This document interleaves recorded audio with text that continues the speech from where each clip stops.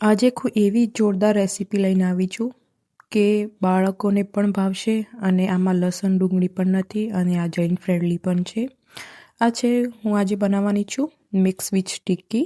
મેં જોયું તો મારી પાસે બાફેલા ચણા પડ્યા હતા, તો મને એમ થયું કે આજે એવી તો શું રેસીપી બનાવું કે ખાવામાં હેલ્ધી હોય ને બાળકને ભાવે. તો મેં આજે આ બનાવી છે વેજીટેબલ ટિક્કી.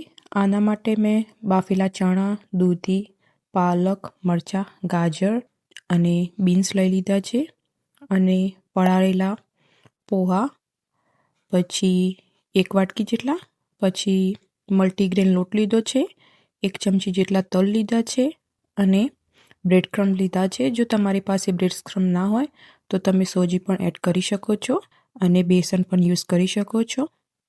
તો સૌ પ્રથમ આપણે બધા વેજીટેબલને મિક્સરમાં નાના કટ કરી લઈશું. પહેલાં મેં ચણા, પાલક અને લીલા મરચાંને ક્રશ કરી તેને આપણે એક મોટા બાઉલમાં કાઢી લઈશું. આ ટિક્કી ખાવામાં એટલી જોરદાર લાગે છે, મને પણ બિલીવ ના થયું કે આટલી ટેસ્ટી બનશે એમ.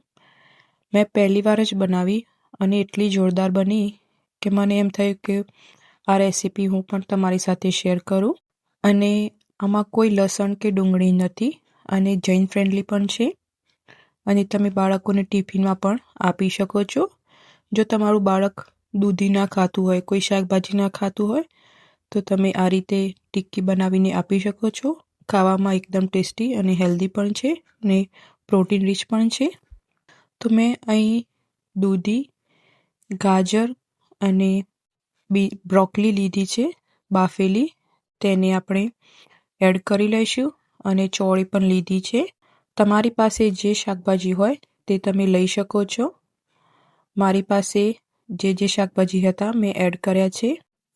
તેને પણ આપણે મિક્સરમાં એડ કરી નાના ક્રશ કરી લઈશું. અને તમે આ રેસીપી એકવાર જરૂરથી ટ્રાય કરજો, જોરદાર લાગે છે, ખાવામાં ટેસ્ટી. જે તમે બટાકાની ટિક્કી બનાવીને ખાઓ છો તેના પણ કરતાં પણ જોરદાર અને હેલ્ધી પણ છે. આમાં કોઈ ઝંઝટ વધારે નથી. આ ખાલી 10-15 મિનિટમાં જ બની જાય છે. જો તમારી પાસે ચણા બાફેલા હોય તો આ રેસીપી તમે એકવાર જરૂરથી ટ્રાય કરજો. તો બધા વેજીટેબલ કટ કરી લીધા છે, તેને મેં એક મોટા બાઉલમાં લઈ લીધા છે.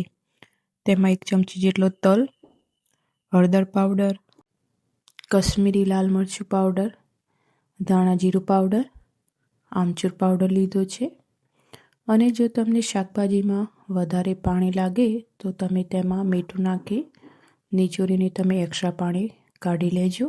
પછી આપણે જે પલાળેલા પૌવા લીધા હતા 1 વાટકી જેટલા, તે આપણે એડ કરીશું અને આ બધું સારી રીતે મસળી લઈશું. પછી મેં એડ કર્યું છે મીઠું સ્વાદ પ્રમાણે.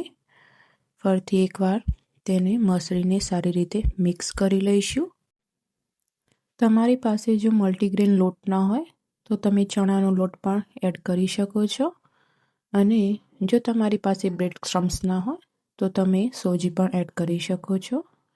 મેં અહીં અડધી વાટકી જેટલો મલ્ટીગ્રેન લોટ લીધો છે, એ એડ કરી આપણે ફરીથી એકવાર સારી રીતે મસળી લઈશું, જેનાથી મસાલા બધા સારી રીતે ભળી જાય અને ટિક્કી ટેસ્ટમાં સારી લાગે. પછી આપણે છેલ્લે એડ કરવાના છે બ્રેડ ક્રમ્બ્સ. જો તમારે બ્રેડ ક્રમ્બ અત્યારે એડ ના કરવા હોય તો તમે જ્યારે ટિક્કી બનાવો ત્યારે તમે એડ કરી શકો છો. હું અત્યારે એડ કરી છું, જેના લીધે પાણી ઓબ્ઝર્વ થઈ જાય અને ટિક્કી આપણી એકદમ સરસ બને, જેના લીધે ક્રિસ્પી બને અને તેનો ટેસ્ટ પણ એકદમ સારો આવે છે. અને જો તમને મારી બધી રેસીપીઓ ગમતું હોય તો પ્લીઝ મારી ચેનલને લાઇક, શેર, કોમેન્ટ અને સબસ્ક્રાઈબ કરવાનું ભૂલતા નહીં. પછી આપણે સારી રીતે મસળી લઈશું અને આપણો આ લોટ તૈયાર છે. તેની આપણે નાની ગોળ ટિક્કી બનાવી લઈશું. અને આ એવી રેસીપી છે કે તમે જો ટિક્કી વધારે બની હોય તો તેને તમે ફ્રીજમાં 1 મહિના સુધી ફ્રીઝરમાં સ્ટોર કરી શકો છો અને તમને જ્યારે પણ ઈચ્છા થાય ત્યારે તમે તેને બહાર કાઢી તવા પર શેકીને ખાઈ શકો છો. પછી મારે ટિક્કી વધારે બની હતી તો મેં તેને બીજી જીપલોકવાળી બેગમાં ફ્રોઝન કરી દીધી. ફ્રોઝન કરેલી વસ્તુ જલ્દી બગડતી નથી. જ્યારે તમે તેને ડિફ્રોઝ કરો તો તેને 5 થી 6 દિવસમાં તેને યુઝ કરી લેવી. પછી આપણે એક તવામાં ઘી એડ કરીશું. પછી આપણે જે ટિક્કી બનાવી હતી તે એડ કરી લઈશું. જો તમારે ડીપ ફ્રાય કરવી હોય તો પણ કરી શકો છો. તેના માટે તમારે કોર્નફ્લોરની સ્લરી બનાવવાની, કોર્નફ્લોર લેવાનું અને તેમાં પાણી એડ કરવાનું અને તેમાં આ ટિક્કી એડ કરી તમે પછી બ્રેડ ક્રમ્સમાં ચોંટાડીને પછી તેને ડીપ ફ્રાય કરી શકો છો. પણ એ જો તમારે હેલ્ધી ખાવું હોય તો તમે સેલો ફ્રાય પણ કરી શકો છો. અને સેલો ફ્રાય કરેલી ટિક્કી ખાવામાં એકદમ સુપર લાગે છે અને એનો ટેસ્ટ એકદમ સરસ લાગે છે અને ક્રિસ્પી પણ બને છે. અને મેં તેને બંને સાઈડ શેકી લીધા છે જ્યાં સુધી તે ગોલ્ડન બ્રાઉન ના ત્યાં સુધી. ટિક્કીને આપણે મીડિયમ ફ્લેમ પર જ શેકવવાની છે. આ આપણી ટિક્કી રેડી છે.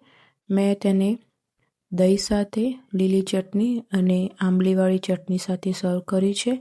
અને પ્લીઝ જો તમને આ રેસીપી ગમી હોય તો મારી ચેનલને સબસ્ક્રાઈબ કરવાનું ભૂલતા નહીં. ફરી મળીશું એક નવી રેસીપી સાથે. Thank you for watching. Bye bye.